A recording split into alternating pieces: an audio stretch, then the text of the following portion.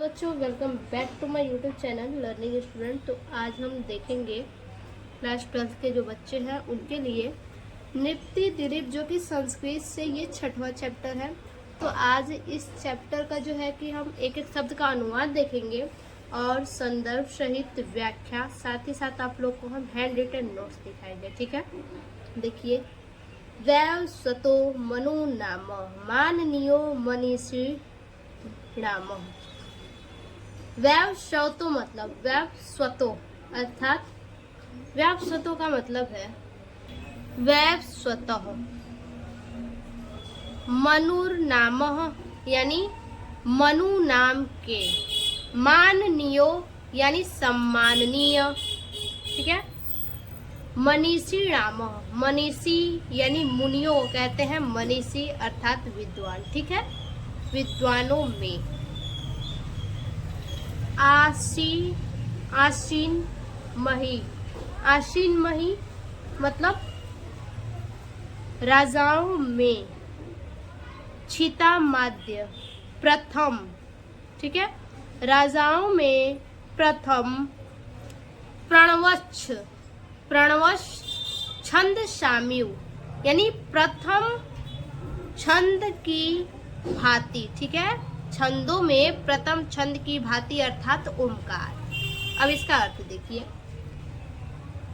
छंदों में, ठीक है, यहाँ से नीचे वाली लाइन से अर्थ निकालेंगे। छंदों में प्रथम छंद, छंदों में प्रथम छंद ओमकार की भांति। छंदों में प्रथम छंद ओमकार की भांति वैश्वत मनु नाम के विद्वानों में। ठीक है, वैश्वत मनु नाम के विद्वानों में सम्माननीय, सम्माननीय राजाओं में प्रथम राजा हुए। यानी जो ये नृत्य दिलीप है, नृत्य दिलीप जो है कि रघुवंशी, रघुवंशी महाकाव्य कवि कुल गुरु कालिदास के द्वारा लिखा हुआ है। ठीक है, तो ये रघुवंश का जो है कि महाकाव्य है। यानी रघुवंश राम के वंश के बारे में बताया गया। ठीक है, तो देखिए फिर से। छंदों में प्रथम छंद ओमकार की भांति वैश्वत मनु नाम के विद्वानों में सम्माननीय राजाओं में प्रथम राजा हुए। कौन प्रथम राजा हुआ? राजा दिलीप। ठीक है। तदन्वय, तदन्वय शुद्धिमतीम प्रसूतम शुद्धि मंतरम। तदन्वय, तदन्वय अर्थात उनके वंश में। शुद्धिमती यानी शुद्ध बुद्धि। प्रसूतम मतलब उत्पन्न हुआ। शुद्धि मंतरम यानी शुद्धों में शुद्ध। दिलीपा मतलब दिलीप, राजा दिलीप। राजेंदु, राजेंदु मतलब राजाओं में। रिंदु, रिंदु मतलब श्रेष्ठ। ठीक है, राजाओं में श्रेष्ठ। राजेंदु मतलब राजाओं में श्रेष्ठ। रिंदु मतलब चंद्रमा, राजाओं में श्रेष्ठ चंद्रमा। क्षीर निधावित, क्षीर निधाव्यू, क्षीर निधाव्यू मतलब क्षीर सागर की भांति। क्षीर मतलब क्षीर, निधा मतलब सागर की, व्यू मतलब भांति। क्षीर सागर की भांति। देखिए यहाँ से लेंगे नीचे वाले लाइन से। क्षीर सागर में, ठीक है, क्षीर सागर में चंद्रमा की, व्यू मतलब भांति। क्षीर सागर में चंद्रमा की भांति। शुद्धों में शुद्ध, शुद्धि मंत्रम यानी शुद्धों में शुद्ध और उनसे भी शुद्ध। शुद्धिमती मतलब उनसे भी शुद्ध। उनके वंश, ठीक है, उनसे भी शुद्ध कौन? उनके वंश। तद नवे, तद नवे मतलब उनके वंश में राजा दिलीप थे। दिलीप इति मतलब राजा दिलीप थे। देखिए, क्षीर सागर में चंद्रमा की भांति शुद्धों में शुद्ध। क्षीर सागर में चंद्रमा की भांति शुद्धों में शुद्ध। उनसे भी शुद्ध उनके वंश में राजा दिलीप थे। ठीक है, देखिए संदर्भ। प्रस्तुत पद्यांश हमारी पाठ्य पुस्तक संस्कृत के नृत्य दिलीप नामक महाकाव्य से अवतरित है। नृत्य दिलीप क्या है? ये हमारा महाकाव्य है, ठीक है, क्योंकि ये जो नृत्य दिलीप है ये रघुवंश महाकाव्य से लिया गया है, जिसको कवि कुल गुरु कालिदास के द्वारा रचा गया है, ठीक है। अब इसका जो है कि अनुवाद देख लीजिए, पहले महाकाव्य का, पहले पद्य का। छंदों में प्रथम छंद ओमकार की भांति वैवस्वत मनु नाम के विद्वानों में सम्माननीय राजाओं में प्रथम राजा हुए, ठीक है। दूसरा, क्षीर सागर में चंद्रमा की भांति शुद्धों में शुद्ध और उनसे भी शुद्ध उनके वंश में राजा दिलीप थे, ठीक है। किसके वंश में? तो रघुवंश में, ठीक है। रघुवंश में कौन थे? सबसे जो है कि शुद्ध, तो राजा दिलीप थे। भीम कांते नृपगुणे सह बभुवो पजीव नाम, ठीक है। भीम कांते मतलब, भीम मतलब भयंकर, कांते मतलब सुंदर, ठीक है। नृप मतलब नृप गुणों यानी राजगुणों से युक्त, नृप मतलब राजा होता है तो राजगुणों से युक्त। श मतलब वह भू मतलब हुए, ठीक है। वभुवो मतलब हुए। अपजीवी नाम मतलब आश्रय देने वाले। किसको आश्रय देने वाले? प्रजा को, ठीक है, प्रजा को आश्रय देने वाले। फिर से देखिए, भीमकांते मतलब भयंकर और सुंदर।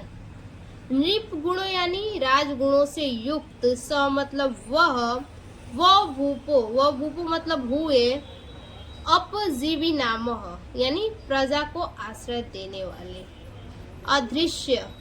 अदृश्य मतलब अनितक्रमणीय। च अभिगम्यश्च मतलब आश्रय योग्य। और च मतलब और आश्रय योग्य, ठीक है। अद्रिपस्य च अभिगम्यस्य च यानी अनितक्रमणीय और आश्रय योग्य। यादो रत्न मतलब यादव यानी जल जंतु, रत्न मतलब रत्न की, वाणवा मतलब भांति, ठीक है। वाणवा मतलब भांति। देखिए, यादव रत्न रिवाणव यानी जल जंतु रत्न की भांति। अब देखिए इसका अर्थ। राजा दिलीप, ठीक है, राजा दिलीप जो है कि अपने से जोड़ेंगे इतना। तो राजा दिलीप जिस तरह जल जंतु के कारण, ठीक है, जल जंतु के कारण अनुल्लंघनीय, अदृश्य मतलब अनुल्लंघनीय कह लीजिए यानी, या फिर अनितक्रमणीय कह लीजिए। तो राजा दिलीप जिस तरह जल जंतु के कारण अनुल्लंघनीय और रत्नों के कारण, रत्न यहाँ पे है तो रत्नों के कारण डुबकी लगाने योग्य, ठीक है, डुबकी लगाने योग्य, रत्नों के कारण डुबकी लगाने योग्य समुद्र होता है, उसी भांति, ठीक है, उसी भांति राजा दिलीप भयंकर और सुंदर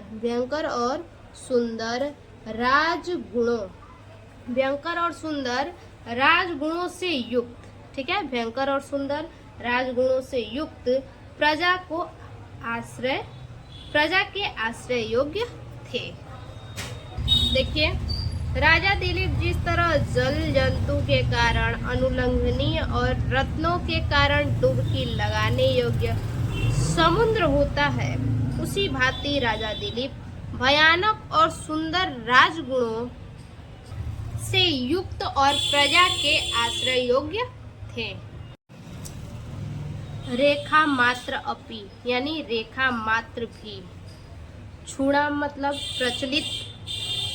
दामनो मतलब मनु के द्वारा।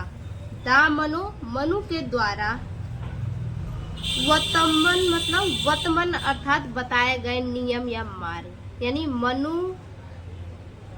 मनु के प्रचलित नियम से, ठीक है, या फिर मनु के प्रचलित मार्ग से, बताए गए मार्ग से। परम मतलब परंपरा, न मतलब नहीं, व्यत्यु मतलब अलग, प्रजास्त मतलब प्रजा, अश्य मतलब उसकी यानी उसकी प्रजा, नियंतु मतलब शासन, नेमि वृत्यम अर्थात परंपरा का अनुसरण करने वाले, ठीक है, परंपरा का अनुसरण करने वाली। तो देखिए मनु के प्रचलित नियम से, ठीक है, समझिए, मनु के प्रचलित नियम से राजा दिलीप की शासित प्रजा, नियंतु मतलब शासित, प्रजास्त मतलब प्रजा, ठीक है, तो राजा दिलीप की शासित प्रजा परंपरा का पालन करने वाली, ठीक है, परंपरा का पालन करने वाली, नेम वृत्य मतलब पालन करने वाली या अनुसरण करने वाली, तो परंपरा का पालन करने वाली रेखा मात्र भी अलग, व्यत्यु मतलब अलग, न मतलब नहीं, ठीक है, अलग नहीं किया। देखिए अब इसका अर्थ देखते हैं।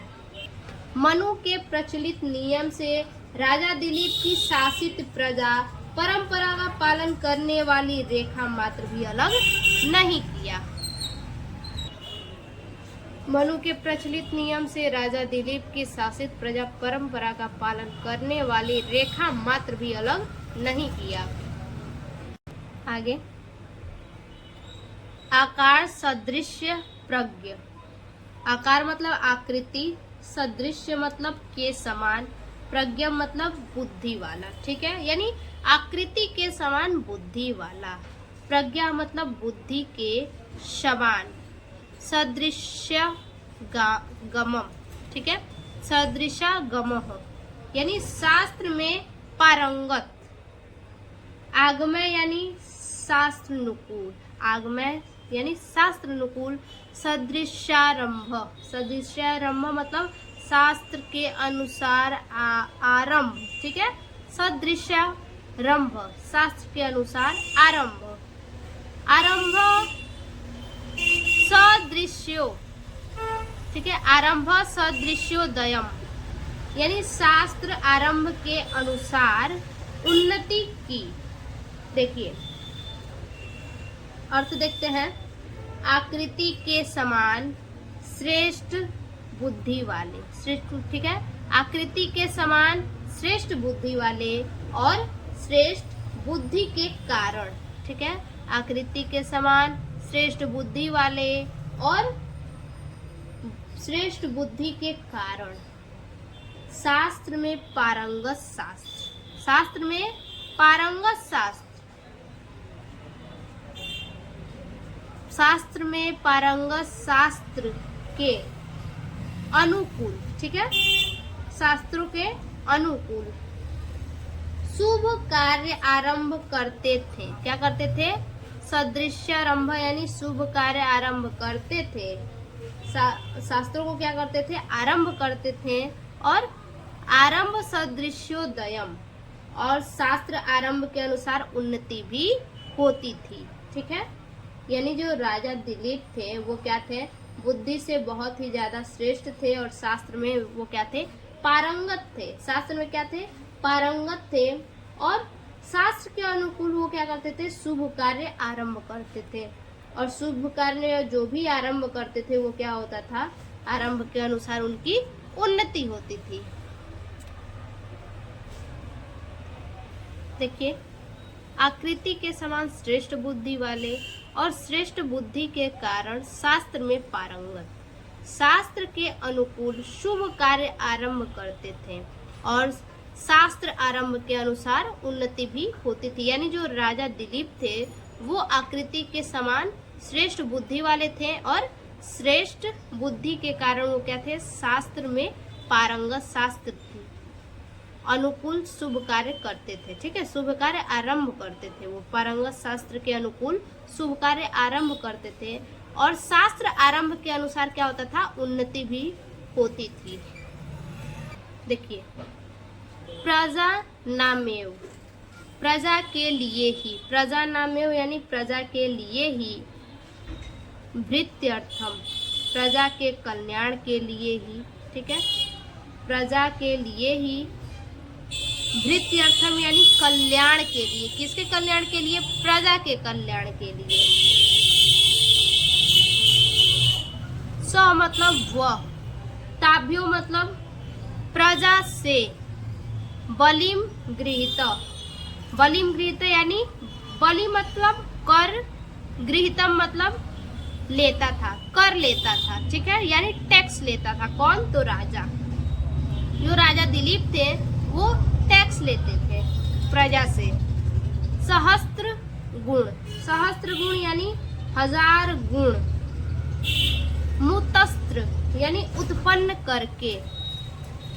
षष्टु मादंते यानी देने के लिए, षष्टु मादंते यानी देने के लिए। ही मतलब समान, रस मतलब रस, रवि मतलब सूर्य, ठीक है। अब इसका अर्थ देखिए, सूर्य के समान 1000 गुना उत्पन्न करके देने के लिए, सूर्य के समान, सूर्य के ही मतलब समान, ठीक है, सूर्य के समान 1000 गुना, 1000 गुना उत्पन्न करके देने के लिए ही, देने के लिए ही, वह प्रजा के कल्याण के लिए, ठीक है, प्रजा के कल्याण के लिए ही वह प्रजा से क्या करते थे, कर लेते थे, वह प्रजा से कर लेते थे। बलिम गृहीत मतलब कर लेते थे, कौन कर लेता था, तो राजा दिलीप जो है कि प्रजा से, प्रजा के कल्याण के लिए कर लेते थे और अंत में क्या करते थे, बहुत बड़ी मात्रा में उस कर को प्रजा को वापस करते थे, ठीक है। आगे देखिए, सूर्य के समान 1000 गुना उत्पन्न करके देने के लिए ही वह प्रजा के कल्याण के लिए ही वह प्रजा से कर लेता था। यानी राजा दिलीप प्रजा से तो कर लेते थे, लेकिन क्या है, सूर्य के समान 1000 गुना उत्पन्न करके, यानी बड़ी मात्रा में उस कर को क्या करके, उस कर को कलेक्ट करके यानी इकट्ठा करके उसको बड़ी मात्रा में करके उस कर को क्या करते थे, वापस वह प्रजा के कल्याण के लिए ही, कल्याण में क्या करते थे, लगा देते थे।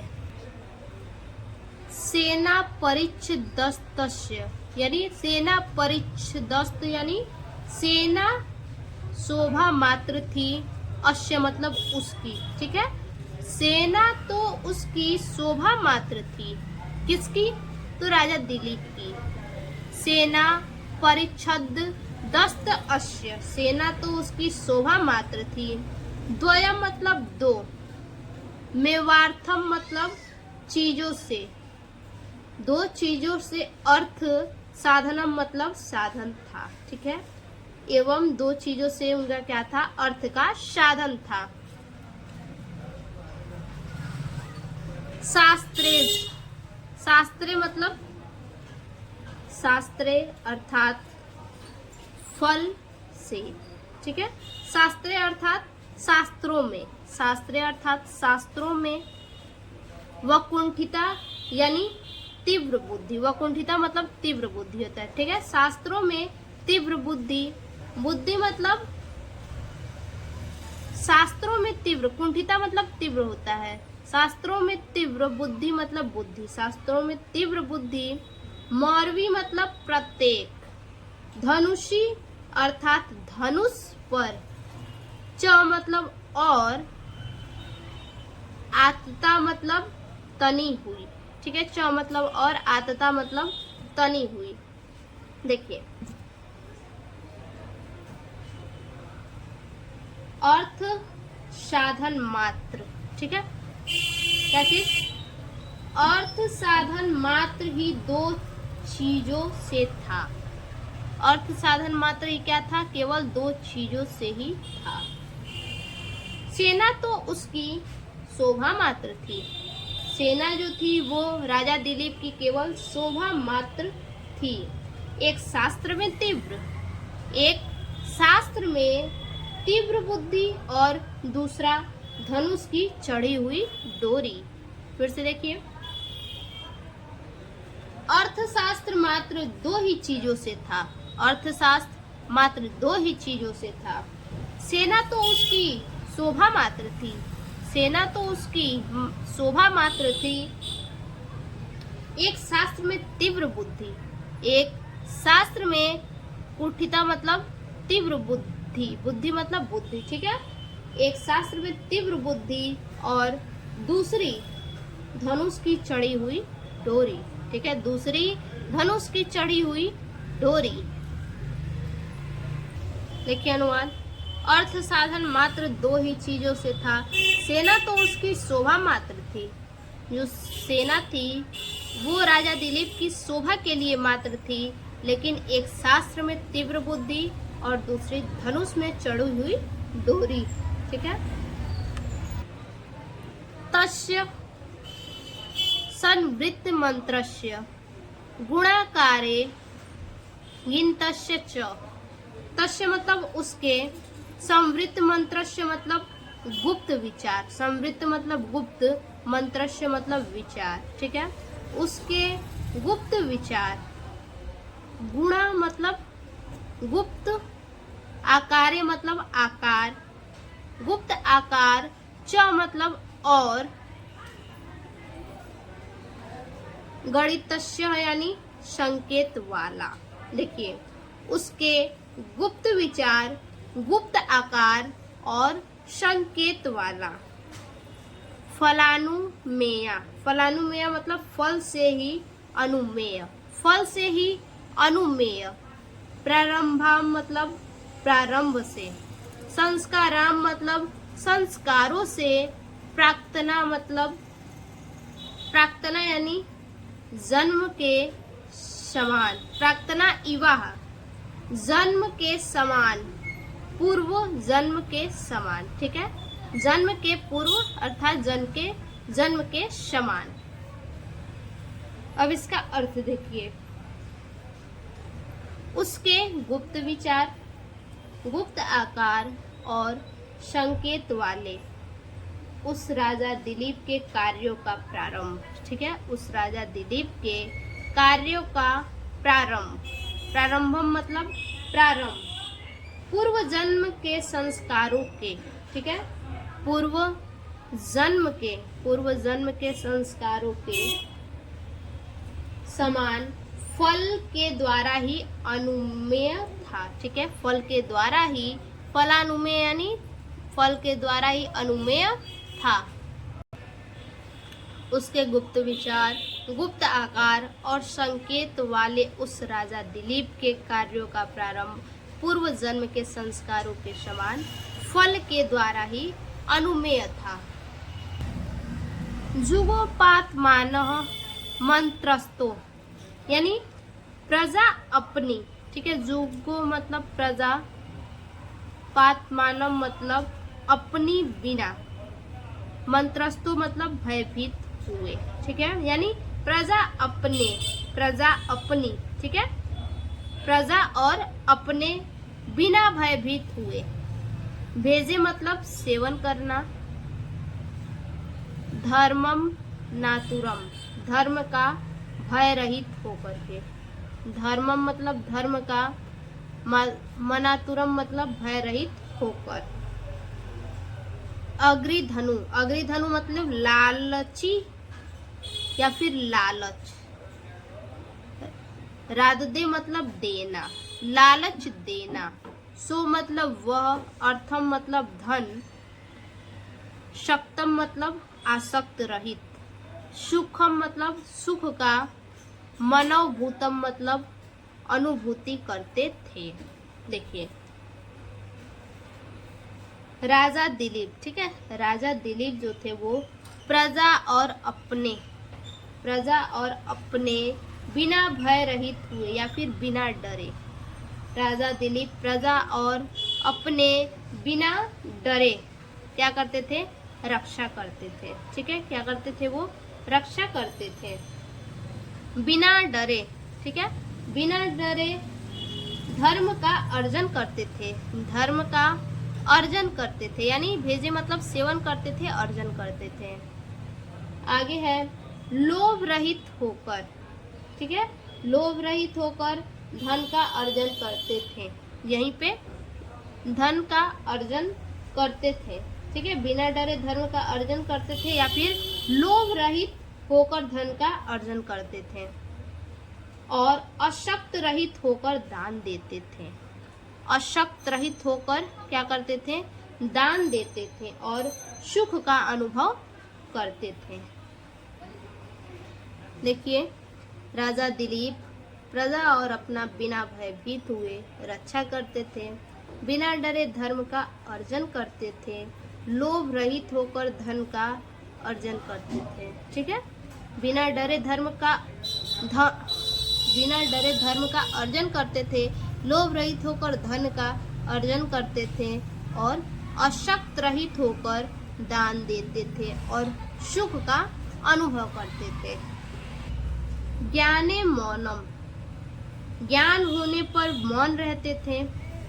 क्षमा शक्तो, क्षमा शक्तो यानी शक्ति होते हुए भी क्षमा करते थे। त्यागे मतलब त्यागी होने के कारण। सलाघा यानी प्रसन्न। विपर्यय मतलब नहीं सुनते थे, यानी प्रशंसा नहीं सुनते थे, यानी उनके अंदर दिखावटी नहीं था कि क्या है, हमें ये चीज आ रहा है, मेरे पास शक्ति है तो हम क्या करें, किसी को मारेंगे, परेशान करेंगे। ज्ञान है तो किसी को नीचा दिखाएंगे, ऐसा कुछ भी नहीं था उनके अंदर, ठीक है। देखिए, ज्ञान होने पर मौन रहते थे, शक्ति होते हुए भी क्षमा करते थे और त्यागी होने के कारण, त्यागी मतलब त्यागी होने के कारण प्रशंसा नहीं सुनते थे। वो उनके अंदर ऐसा नहीं था कि कोई हमारी प्रशंसा करे, बड़कई करे, ठीक है। गुणा यानी गुणों का, गुणानुबंधित्वातः गुणों के साथ अनुबंधन था। गुणों के साथ अनुबंधित्वातः मतलब अनुबंधन था। तस्य मतलब उसके, सप्रस्वा मतलब सगे भाई के, सगे भाई, इवा मतलब के समान थे, ठीक है। देखिए, गुणों का गुणों के साथ अनुबंधन था, उसके भाई सगे के समान थे। उसके भाई क्या थे? उसके भाई सगे भाई के समान थे। देखिए, राजा दिलीप ज्ञान होने पर भी मौन रहते थे, शक्ति होते हुए भी क्षमा करते थे, त्यागी होने के कारण भी प्रशंसा नहीं सुनते थे, गुणों का गुणों के साथ अनुबंधन था, उनके सगे भाई के समान थे। अनाकृष्टस्य यानी अशक्त रहित, अशक्त रहित या फिर उत्कृष्ट नहीं थे। विषय मतलब सांसारिक विषयों में, विद्या नाम मतलब विद्याओं में, पारदृश्वनम मतलब पारंगत, तस्य मतलब उसके, धर्म मतलब धर्म में, धर्मरा मतलब धर्म में, तेरा शिदा यानी रत थे, ठीक है। धर्म में क्या थे? रत थे यानी संलग्न थे। राशिदा मतलब संलग्न, तेरा शिदा मतलब संलग्न, धर्म में संलग्न थे। वृद्धत्व मतलब वृद्धत्व, जरसा मतलब वृद्धावस्था, बिना मतलब बिना। अब इसका अर्थ देखिए, विद्याओं में पारंगत थे, ठीक है। राजा दिलीप क्या थे? विद्याओं में पारंगत थे। उसके बाद सांसारिक विषयों से विरक्त थे। विषय मतलब सांसारिक विषयों से, अनाकृष्टस्य मतलब विरक्त थे या अशक्त रहित थे। आगे, वे धर्म में, ठीक है, वे धर्म में संलग्न थे। क्या थे? वे धर्म में संलग्न थे। इसलिए राजा दिलीप, ठीक है, इसलिए राजा दिलीप वृद्धावस्था के बिना भी वृद्धत्व थे, ठीक है। यानी राजा दिलीप क्या थे? बहुत ज्यादा वृद्ध नहीं थे, ठीक है, फिर भी उनके पास क्या था? बहुत ज्यादा जो है कि अनुभव था, ठीक है। वृद्धों के समान उनके में अनुभव था। आज विद्याओं में पारंगत थे, ठीक है, कौन? राजा दिलीप। विद्याओं में पारंगत थे, सांसारिक विषयों से विरक्त थे और वे धर्म में संलग्न थे, इसलिए राजा दिलीप वृद्धावस्था के बिना भी वृद्धत्व थे। ठीक है। प्रजा नाम यानी प्रजाओं में, विनयाधानाम यानी विनय धारण करने से, रक्षणाद यानी रक्षा करने से, भरणादपि यानी भरण पोषण करने से भी, अपि मतलब भी, स मतलब वह, पिता मतलब पिता थे, पितर अस्ताशाम यानी उनके पिता, केवलम मतलब केवल, जन्म हेतुवम यानी जन्म के कारण। ठीक है, देखिए अब वर्ड। राजा दिलीप प्रजा में विनिमय धारण करते थे, रक्षा करते थे, भरण पोषण भी करते थे। ठीक है, इसलिए वह पिता थे। पिता मतलब इसलिए क्या थे? वह पिता थे। आगे, जो प्रजा के वास्तविक पिता थे। ठीक है, जो प्रजा के वास्तविक पिता थे वो जन्म के कारण, वो केवल जन्म के कारण थे। ठीक है, क्योंकि प्रजा को क्या किए थे? जन्म दिए थे, इसीलिए वो क्या थे? केवल वास्तविक पिता थे। और बाकी सब कुछ जो भी है उनमें विनय धारण करना, उनकी रक्षा करना, भरण पोषण करना, ये सब क्या है? राजा दिलीप सिखाए थे, इसलिए कहते वो पिता थे। राजा दिलीप प्रजा में विनय धारण करते थे, रक्षा करते थे, भरण पोषण करते थे, इसलिए वह पिता थे। जो प्रजा के वास्तविक पिता थे वो जन्म के कारण केवल थे। आगे देखिए, दुदोह। दुदोह मतलब दोहन करना, गा मतलब पृथ्वी, श मतलब वह, यज्ञाय मतलब यज्ञ के लिए। ठीक है, यज्ञाय मतलब यज्ञ के लिए। शस्यायः, शस्यायः मतलब फसल के लिए। मधवा अर्थात इंद्रदेव। ठीक है, मधवा मतलब इंद्रदेव जो कि बारिश करवाते हैं। दिवम मतलब स्वर्ग। देखिए, यज्ञ के लिए, यज्ञ के लिए वह पृथ्वी का दोहन करते हैं।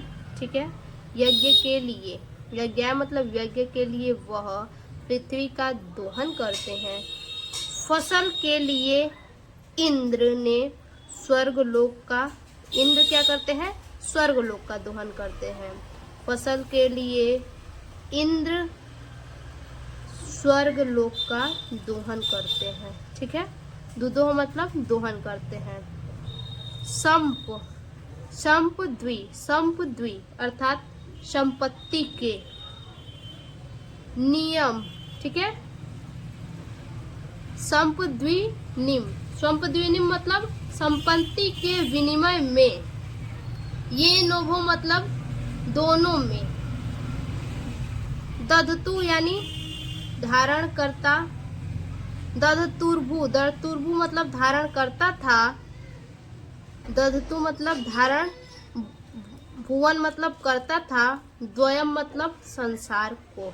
ठीक है, यानी संसार, दो संसार को धारण करता था। देखिए, यज्ञ के लिए वह पृथ्वी का दोहन करता था। ठीक है, कौन? तो राजा दिलीप। राजा दिलीप जो है यज्ञ के लिए पृथ्वी का दोहन करता था। और फसल के लिए, फसल के लिए इंद्र स्वर्गलोक का दोहन करता था। इस प्रकार दोनों लोकों ने, ठीक है, इस प्रकार दोनों लोकों ने, यहाँ पे इस प्रकार दोनों लोकों ने संपत्ति के विनिमय को धारण कर रखा था। देखिए, यज्ञ के लिए वह पृथ्वी का दोहन करता था, फसल के लिए इंद्र ने स्वर्ग लोक का दोहन किया। इस प्रकार दोनों लोकों ने संपत्ति के विनिमय को धारण कर रखा था। देखिए आगे, द्वेषो अपि यानी शत्रु भी, द्वेष्यो अपि शत्रु भी, सम्मतः मतलब सम्मानित, शिष्ट अस्त, शिष्ट अस्त मतलब सज्जन, रोगी, ठीक है। शिष्टस्य मतलब सज्जन, अस्यार्तस्य, अस्यार्तस्य मतलब रोगी, सज्जन रोगी। यथो औषधम, यथो औषधम मतलब जैसे दवाई। त्याज्यो मतलब त्याज्य था। दुष्टम मतलब दुष्ट। प्रियो मतलब प्रिय। प्यासी मतलब होने पर, प्रिय होने पर, ठीक है। दंड गुलीवो, दंड गुलीवो रक्षता, दंड गुलीवो रक्षता यानी जैसे सांप के द्वारा काटी हुई उंगली, ठीक है। यानी कि हमारी उंगली भी क्या होती है, हमें प्रिय होती है, लेकिन क्या है कि सांप के काटे जाने पर क्या होती है, वो उंगली हम क्या करते हैं, घृणा की दृष्टि से देखने लगते हैं, ठीक है। तो देखिए सज्जन, यहाँ पे सज्जन शत्रु भी उसी तरह राजा दिलीप के लिए सम्मानित था, ठीक है। सज्जन, सज्जन शत्रु, ठीक है। सज्जन, सज्जन शत्रु भी उसी तरह राजा दिलीप के लिए सम्मानित था, जिस प्रकार रोगी के लिए कड़वी दवाई, ठीक है। रोगी के लिए कड़वी दवाई। आगे प्रिय होने पर, प्रिय होने पर उसी प्रकार दुष्ट व्यक्ति, ठीक है।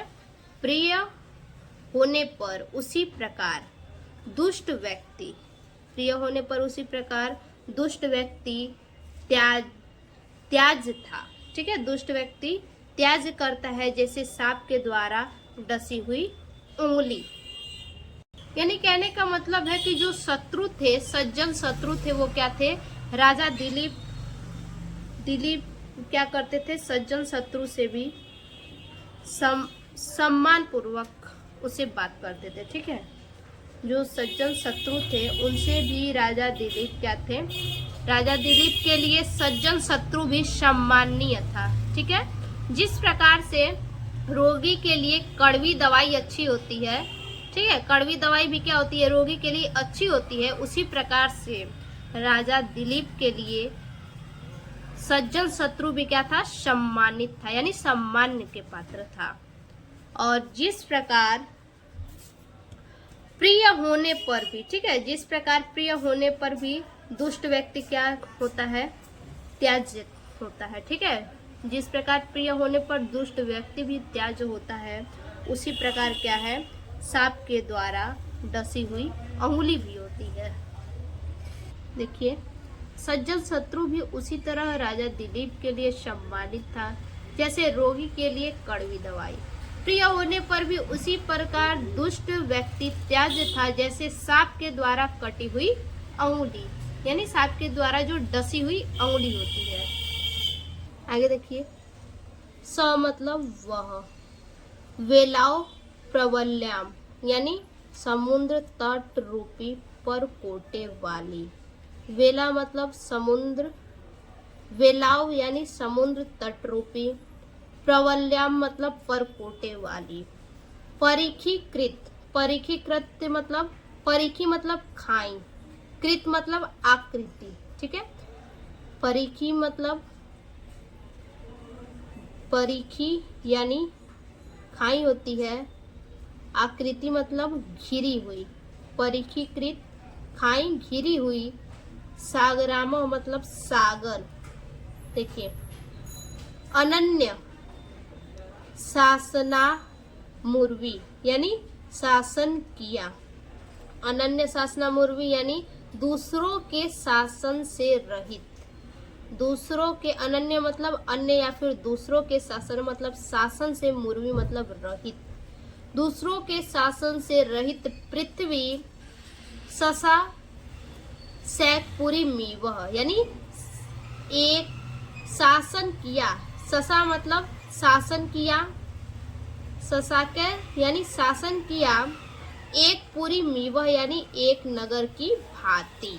देखिए अब अर्थ, उस राजा दिलीप ने समुद्र तट रूपी परकोटे वाली, उस राजा ने समुद्र तट की, यहाँ पे समुद्र तट की, समुद्र तट रूपी परकोटे वाली पृथ्वी, ठीक है, परकोटे वाली, समुद्र तट की परकोटे वाली पृथ्वी को, ठीक है, परकोटे वाली पृथ्वी को सागर से घिरी हुई खाई, सागर से घिरी हुई खाई अन्य, अन्य के शासन से मुक्त, ठीक है, अन्य के शासन से मुक्त एक नगर की भांति शासन किया।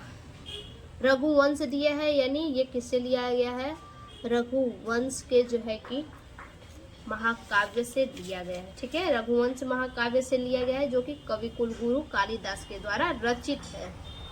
देखिए, उस राजा दिलीप ने समुद्र तट रूपी परकोटे वाली पृथ्वी को सागर से घिरी हुई खाई, पृथ्वी को अन्य के शासन से मुक्त एक नगर की भांति शासन किया। तो ये हमारा नृप दिलीप चैप्टर पूरा हुआ। आज के लिए बस इतना ही। फिर से मिलते हैं अगले एक और नए वीडियो में नए चैप्टर के साथ। तब तक के लिए धन्यवाद।